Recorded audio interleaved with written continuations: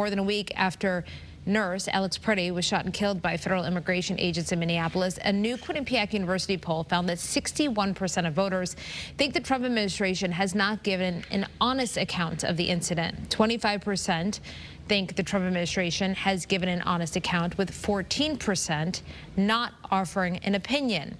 An overwhelming majority of voters, 80%, think there should be an independent investigation into this shooting, while 15% do not think so.